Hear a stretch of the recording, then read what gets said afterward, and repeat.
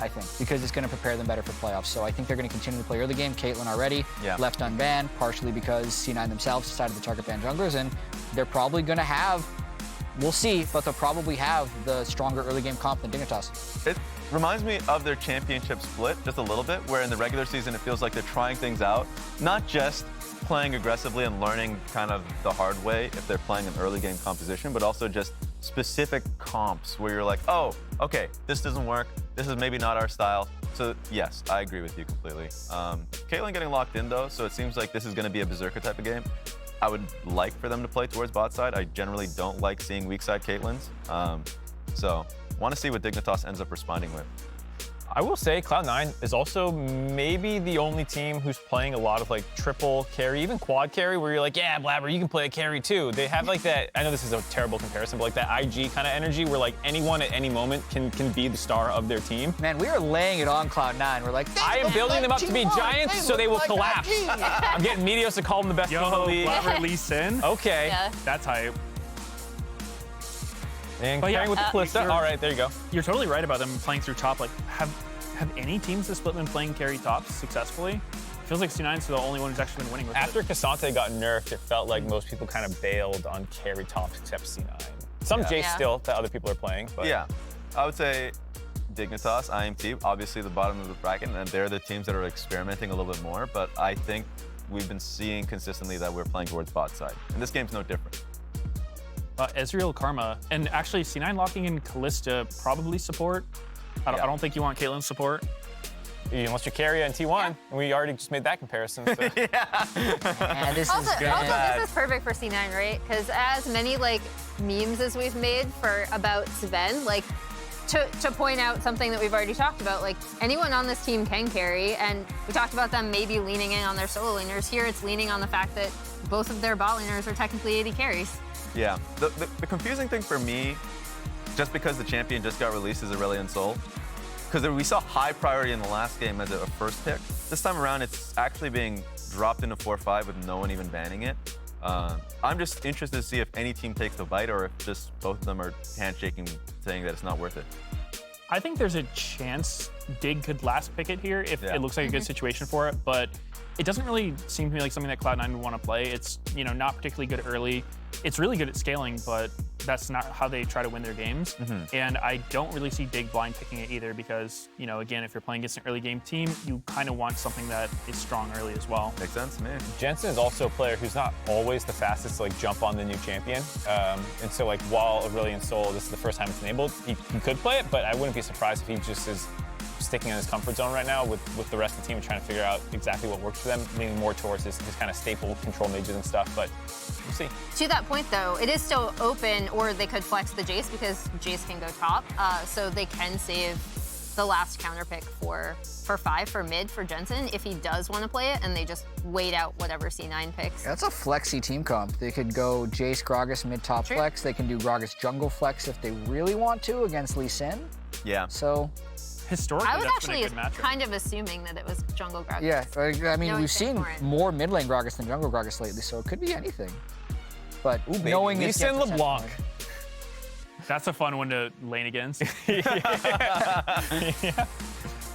Oh, God. Yeah, we're definitely not seeing Azul. Oh, Cho'Gath.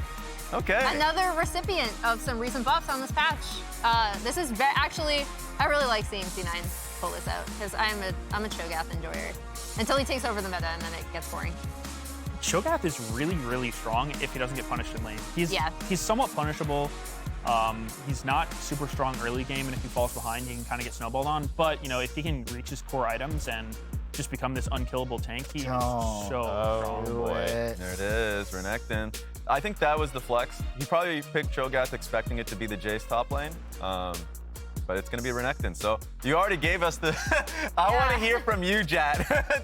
I just don't want Renekton against it. I don't know. Like, Renekton Gragas is a combo against... Mostly AD. I mean, there's not that much armor stacking on C9's team. It's just the Cho who can really... Yeah, I mean, maybe they could actually punish it. They'll play through top, but then I still don't see Renekton carrying a game against Caitlyn LeBlanc, so... Yeah. What about you, Meteos? How do you feel about both team drafts? Put out some really good content, which was Jensen reading the social comments of the positive comments in Reddit after their first win. It was pretty funny. So go take a look. That's the one where like every sentence was bleeped because he's not every sentence, just the last like giant copy pasta. Okay. We don't want to spoil the Oh content. yeah, go check it out for yourself. Yeah, go check it out. Get those dig views.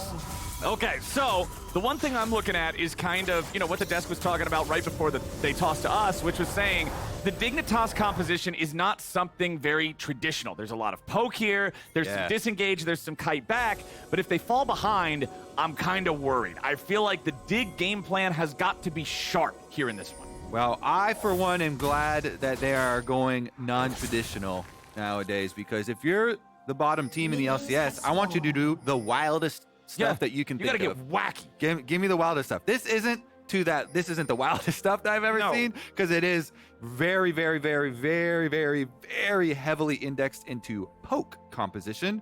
Jayce, Ezreal, Karma, Gragas, all very classic combinations of a poke composition. But it definitely is non-traditional, as you say, and especially I want to pay attention to the lane phase versus Cloud9, because we just saw CLG absolutely demolishing bottom side lane phase. If you're playing Ezreal Karma, this is one of my favorite combos into Caitlyn lanes, but you have to hit your skill shots early on. Yeah. If you can both hit Qs as the Kalista is moving up to try and get the Hail of Blades auto trades on you and back off and win that little poke exchange, that little health exchange, then you can do better for later. But Zven actually does a good job here sneaking in some damage as he gets the distance on Ignar after the Mantra Q was already used.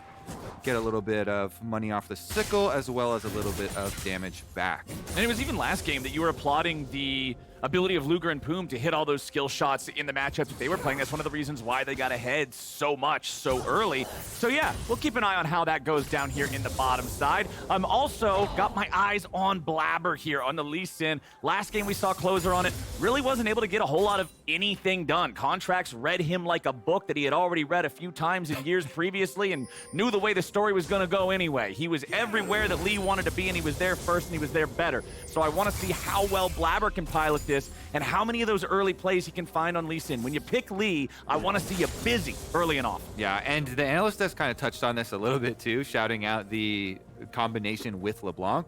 Lee Sin and LeBlanc is one of the oldest mid-jungle kill pressure duos in the game, because the champions have existed for so long, but also because they work together so well. They're extremely mobile, both of them, and you can set up a lot of different kill angles. Blaber, that you want to keep your eyes on, has gone from red quadrant over to blue and ganking Armut already.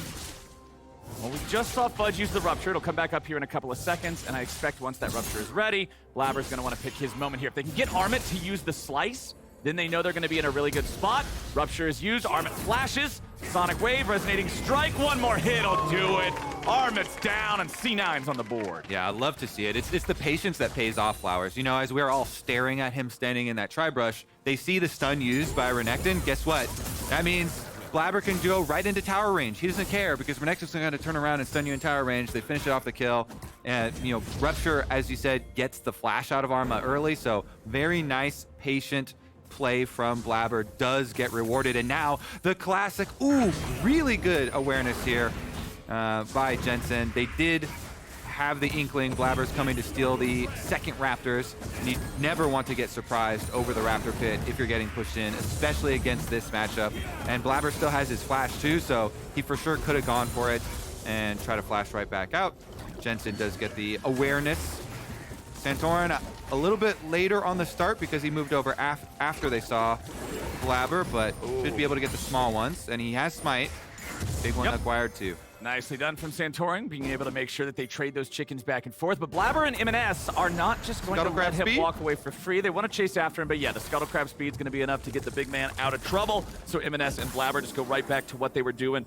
But it is that first blood for Blaber, getting things rolling in the top lane. Talking about how, you know, Cho'Gath is one of those champions that can be exposed a little bit in the laning phase, but if you let him get rolling, man, he's hard to deal with. Yeah, and honestly, now even more than previously, too, because there were some recent buffs to Cho'Gath. When you max Rupture, 20 more damage on it, and the other buffs were the majority mana cost buffs to help out that lane phase, so now it is easier for you to have a stronger lane phase with mana cost reductions on Q and W, as well as the extra damage we talked about, but Zven is already dead!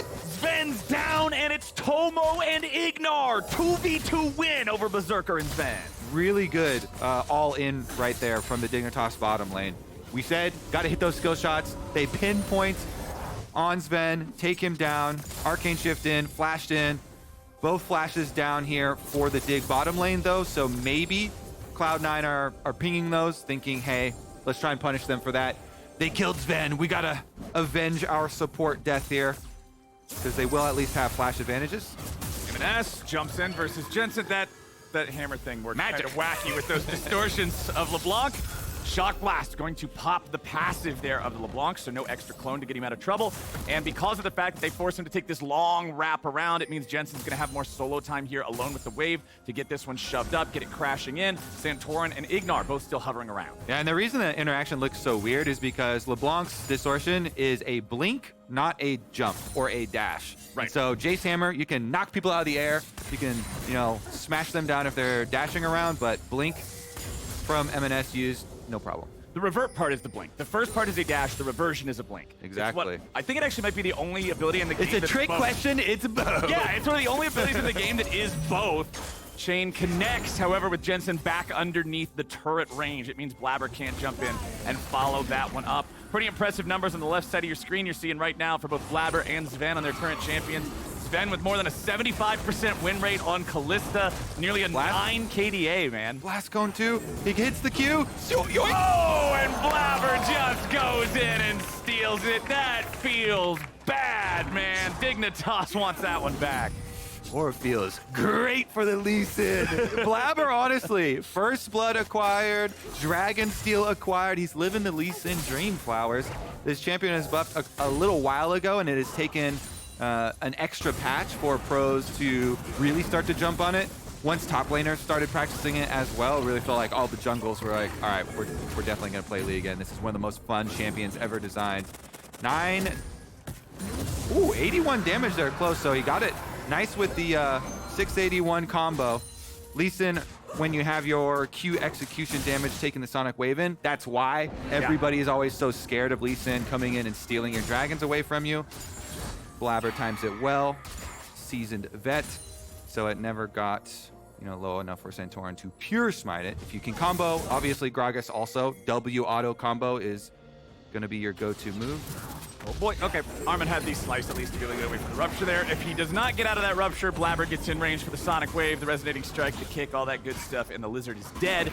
But because of the fact that they had to scare him away, because of the fact that Fudge has control here in the top side, it means that C9 are able to rotate the guys over to take this first neutral objective in the top half of the map. They already got the dragon thanks to Blaber's steal, so they're controlling everything right now as EMENES tries to put himself in a spot to be able to find a kill here on Santorin, but with Santorin being able to escape from the lethal damage thanks to his flash, EMENES is now in a bit of a tricky position. LeBlanc is one of the best champions to try to navigate your way out of something like this, but when you got 3 dudes chasing after you, Shock Blast tags him, so that means the timer will not expire anytime soon to go for an execute. EMENES has to try to find some fancy feet, but there's not enough fanciness in the world to get you out of that, and Jensen's getting the money as another kill comes through. Zven's taken low yet again. Ignar kills him yet again. Dignitas wins the 2v2 yet again. Flowers, again, this is one of my favorite duos into Caitlyn lanes, and they're playing it so well. The desk also highlighting Tomo from yesterday. They're really, really hammering this one home. Another kill. Really nice ultimate into Arcane Shift away to ensure he doesn't give the trade back too. Look how close the health is.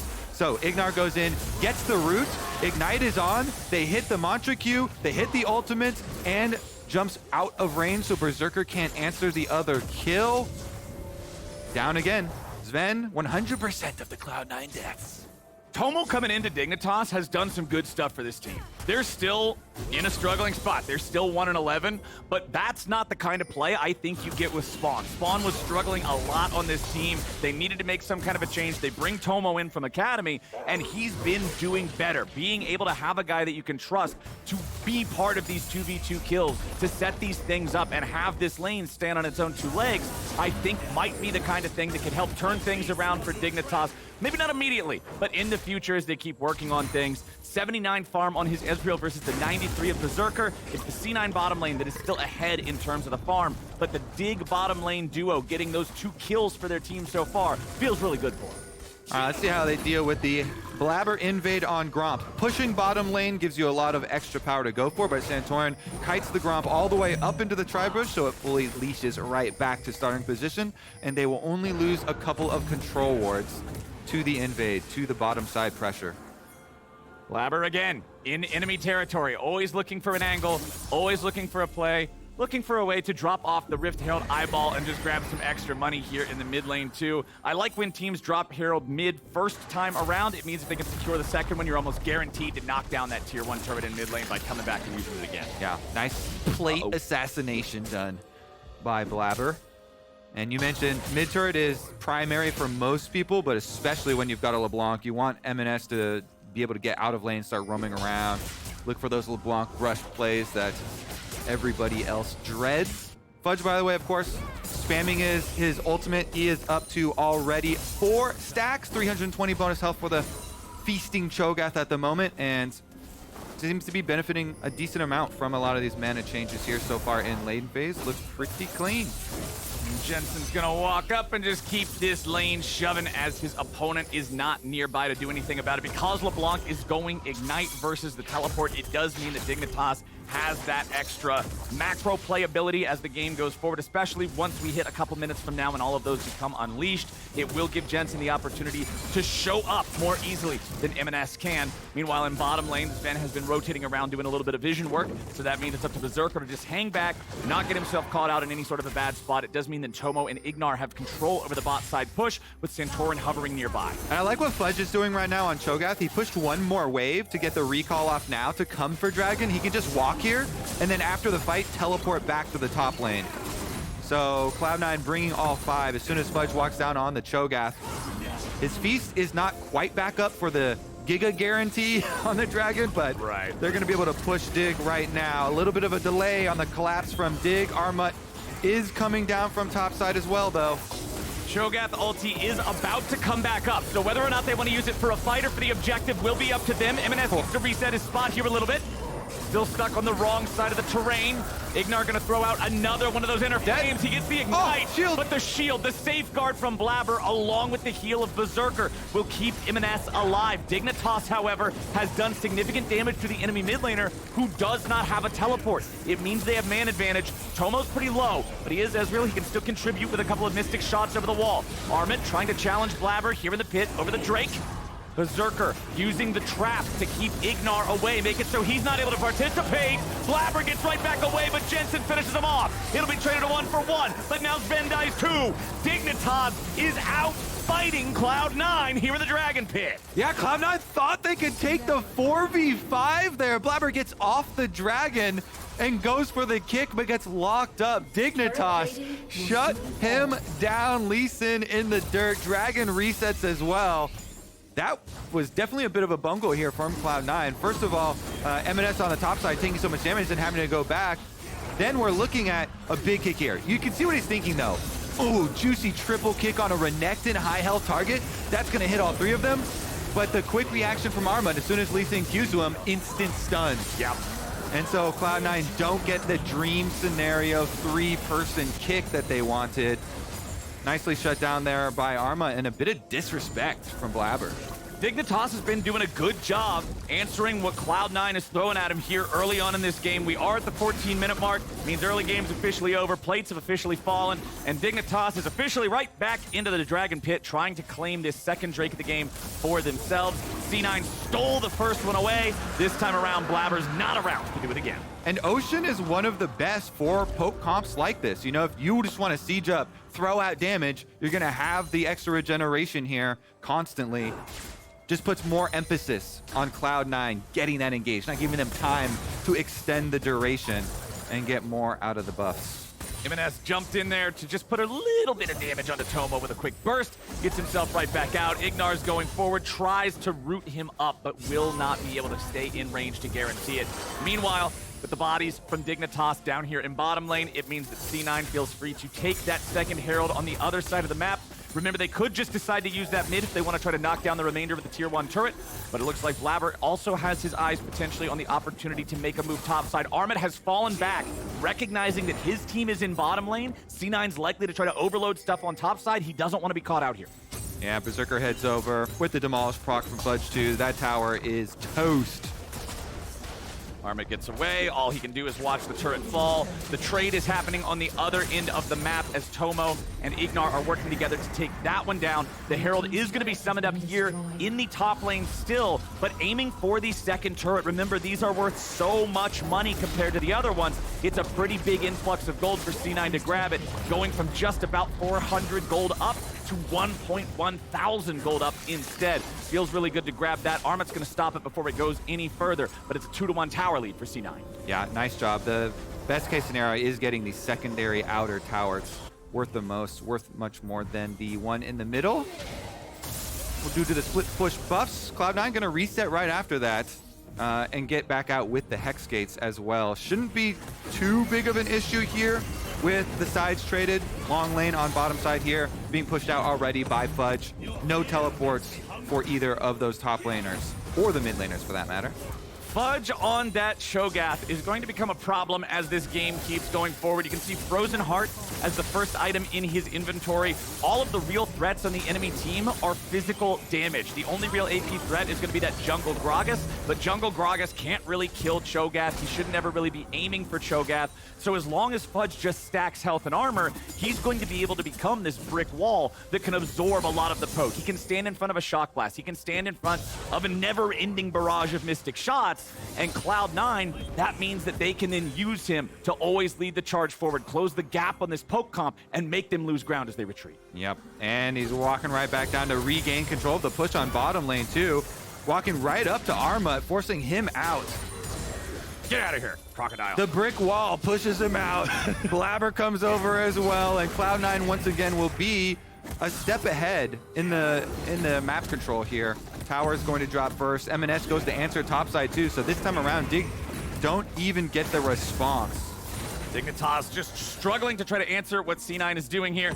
Fudge and Blaber are going to work together, take down that tier 1 in bottom lane. They'll pick that up. That is 3 turrets to 1 now. The count for Cloud9 versus Dignitas. Tomo gets hit with the ace in the hole from Berserker there in mid lane, takes him critically low, does have to back off a little bit, and you're going to see the Cloud9 duo here in bottom lane try to get their recalls off. They let Blaber complete his recall while Fudge stops his to guarantee that Armut can't stop both of them. All right, easy move here for Cloud9. Just keep taking away jungle camps, slowly increasing your lead while you have Caitlyn constantly push up mid lane here. Berserker pushes another wave into the mid tower. Doesn't hit the minion, so he wasn't going for the wave clear, just going for a bit of a check on position to see if Caitlyn was still around, I guess. 1 minute until our next Drake spawns. Hex Tech Soul feels really good for everybody all of the time. Just a really powerful overall buff. So I'm curious how much attention both sides are going to be willing to commit to this. Still pretty early on into the game. Ignar and Santorin clearing out some of the vision in this bottom side river that was placed down by C9. Fudge still just stacking more and more and more and more health here on the Cho'Gath, up to over 3,000. Rupture hits Jensen. It's a very valuable target, but Dignitas is not in any kind of danger just yet. That tier 1 turret still standing in mid gives them a point to fall back to, and that's kind of what we were talking about earlier.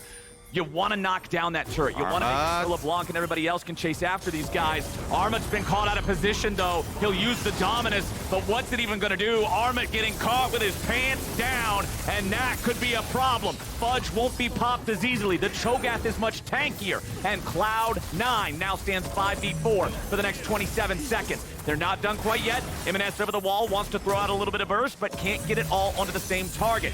Now that mid lane tier 1 that was that bastion of safety for Dig, that's gonna fall. Gold lead 2,500. Drake is in their sights. C9 have found momentum here in the mid game. Yeah, and I want to take a moment to talk about retaking. This idea in League of Legends, where Cloud9 had just taken these jungle camps and counter jungled like we talked about. So if you're re-entering an area where your opponents just counter jungled you, you have to assume that there are wards there, that they have the vision advantage. Right. And since they are pushed up in mid lane too, they have the ability to rotate quicker over to you. So retaking, you have to have so much more of a cautious approach in retaking that territory. And Armut got punished. Now though, Zven Zven is caught. Zven is dead. That flash was unfortunate. It's a rough game for Zven. 0-4-2 here on the Kalista. Dignitas has been picking on him constantly, but now, are they going to get caught out instead? They will. Fudge with the kill on Santorin, and now Dignitas has to fall back. Berserker's winning the 1v1 against Tomo off to the side, while Fudge remains an impenetrable front line. It's Jensen getting kicked back into Fudge's waiting arms. Sonic wave into the resonating strike, but they can't quite kill him just yet. Jensen and Tomo and Ignar are all falling away as Blaber's about to fall down, and Armut picks him up. Now he sidesteps out of the way of the rupture, but nobody else from Dig can get in range. Armut falls, and everybody else tries to fall back. Fudge continues pushing forward, wants to see if he might be able to grab one of these guys, but it's EMENES who's the real threat. If he can distort over the wall, he might find something. But he doesn't have the cooldowns. He doesn't have his ulti distortion ready to go in time. And it means Dignitas will disengage. And guess what? LeBlanc just gets scarier from here on out. The only thing EMENES has to worry about is point and click CC, because he's so quick with his distortions. And the only way that happens is if he gets right into point blank range of Armut, or Armut has flash and can flash on him. Other than that, it's very hard for a poke comp to actually punish a LeBlanc unless there's a mistake in positioning from the LeBlanc, or you're just extremely good in funneling those skill shots and be able to pinpoint. But look how much freedom he has in these fights. Blaber is creating space. Look at that. Goes in, Q, kicks the 2 tanks, gets the Jayce right into Armut. Blaber actually kind of smurfing here as he goes back in on a Jensen, chunks down. The fed Jayce is the most dangerous person on Dig. He does end up going down for his troubles, because Armut's able to get the Q off here into the back lines. But that whole duration, because all the focus was on Blaber, EMENES and Fudge just run the fight, walking around, splitting up the members of Dig. So it didn't even matter for Cloud9 that Zven got picked off so early on. They're still able to come out ahead. They still retain control of their vision around this Baron. And Dignitas gonna have to regroup and try and get something out of the possible range advantage here. Poke needs to continuously land before you get the full engage. Right. Their #1 priority, dodge these ruptures. Don't let Cloud9 get a flank off or a rupture hit on you, because those are their main ways to engage. And just try and get the most out of your range damage here. So Fudge on the Cho'Gath, I didn't comment on it because we had the fight happening. He completed his second item. It is Heartsteel, the mega HP stacking item on top of a champion who can already stack HP because of his ultimate. If this game goes the distance, it is very easy for Fudge to hit 6,000 health if he keeps building tanky items. He's already over 4K right now. Nice. This is a very scary Cho'Gath. So that was some good adaptation here by Dig. The poke members throwing their poke at the origin of the distortion, so they still got some pretty good harassment onto EMENES.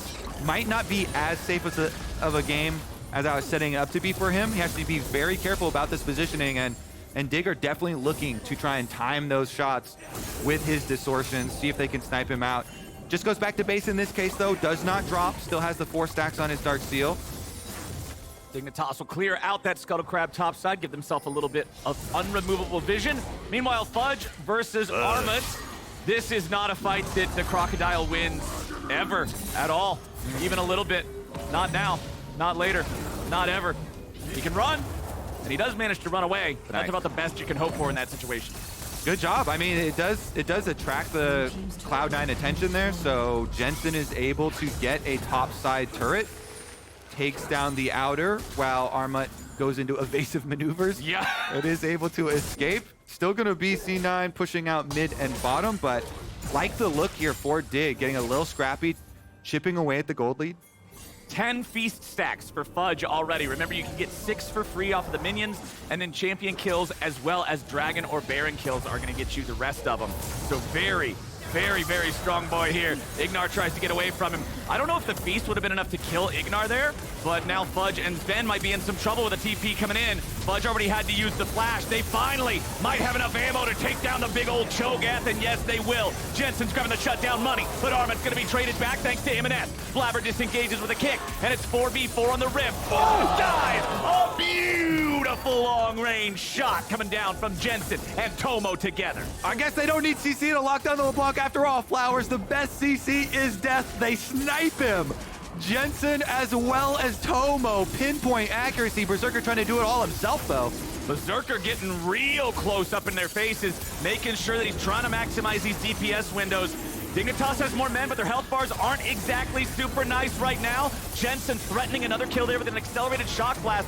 Zven has to save Berserker to get him away from it. The Drake's at 3K. Blaber wants to try to steal. Santorin off. Blaber takes him down and steals it away again. He just keeps getting away with it. They'll finally pick up the kill, but Fudge is back, and he's madder than hell. He missed the rupture, but Berserker aims true. Fudge gets the kill credit, and Dig get wiped out. How much work is Berserker doing, Flowers? That was insane stuff from him. The confidence on this guy, you love to see it growing with every game he gets with Cloud9. Absolutely as aggressive as possible. Here's the beginning of our story where the raid boss Fudge was originally killed, but as you know, there is a surprise twist at the end of this where Fudge ends up coming back and gets the extra kills. And Blaber, as you mentioned, is going to end up stealing the dragon as well. Here's the disengage, the double snipe.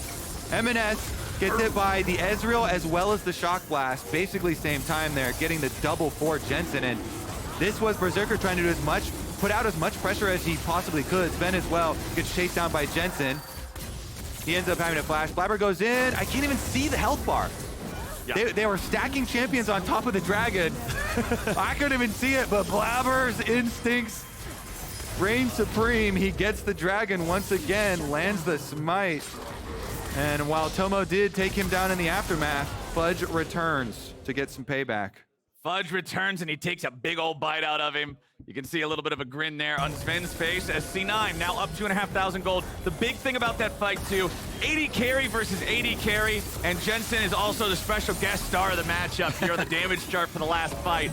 But C9 now on sole point because they were able to yoink yet another Drake away from Dignitas. This now puts a lot of pressure on Dig for the rest of the game. They've got 3 minutes until the Drake spawns, but Cloud9 is not going to wait for that to happen before another neutral objective is fought over. They have started up the Baron. Dignitas knows what's going on thanks to Tomo's ultimate.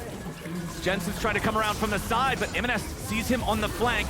Now, EMENES might need to be a little bit careful. Distorts over the wall to get away from Santorin. Still ends up eating the damage from Shock Blast. Baron's going to be secured by Fudge and C9. Armut's in the middle of everybody, but not for long. He's already dead. Tomo, Santorin, Jensen, Ignar, everybody else trying to get away. Blaber takes a lot of damage looking to chase them. He's nearly killed himself, but not quite yet. Dignitas still walking away from this one, seeing if they might be able to grab anything off the back of losing that Baron to the C9 rush. Cloud9 are able to get it. You know, they have so many tools to secure the Baron with Cho'Gath's Feast right now doing 1,500 damage, so it even out damages the uber upgraded and buffed this season smites of 1,200 damage, plus having the Kalista and having, you know, leasing execution as well. But still, I have to say, this is looking like a much better Dignitas. Tomo's having some really good looks. A lot of poke damage landing there.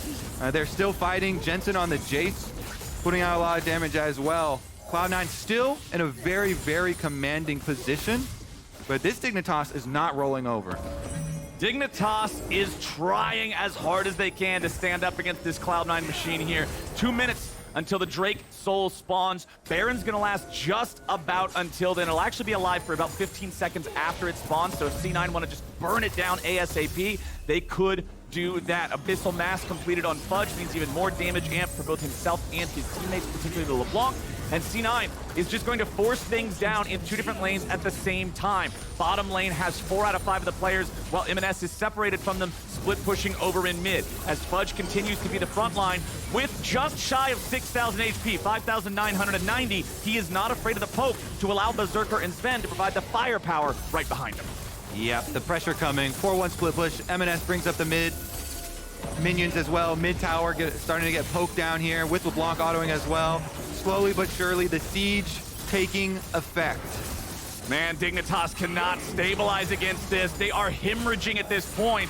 EMENES takes down the tier 3 turret in mid, and now C9 is bringing the brunt of their force here into bottom lane. EMENES ready to join up with everybody else. Blaber stuck in the middle, he might be killed, but no, he won't. Armut's the only one to die so far, and C9's gonna pick up their first inhib here in bottom lane. Shock blast from Jensen hits Blaber, takes him low, but he ain't dead. And the mid lane inhibitor falls next. 2 inhibs down in the blink of an eye, and C9 has a lot of minions pushing up here in mid. They can just keep trying to push. They may just be able to end the game right now. They still got 25 seconds, before Armut is back on the map. Blaber is very low, but the first Nexus turret has already fallen. Fudge finds a knockup on a Santorin. The feast isn't ready just yet, but EMENES finds blood in the water and absolutely tears Tomo apart. Dig is stuck back on the fountain stairs, and one Baron is all it took. 30 minutes in, C9 finds the win.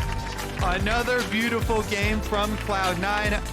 I'm having a difficult time right now deciding if I give my player of the game to Fudge or Berserker, Flowers. Those two put in so much work. That was your whole front line and your whole back line right there is those two players. Yep. Fudge and Berserker doing a lot. EMENES definitely had a lot of fun on his LeBlanc as well. But my goodness, Cloud9, this Cloud9 team really ramping up here through the season, gaining a lot of momentum. Very nice weekend from them. These guys are looking scary as a squad. I do want to give props to Dignitas, especially after the game.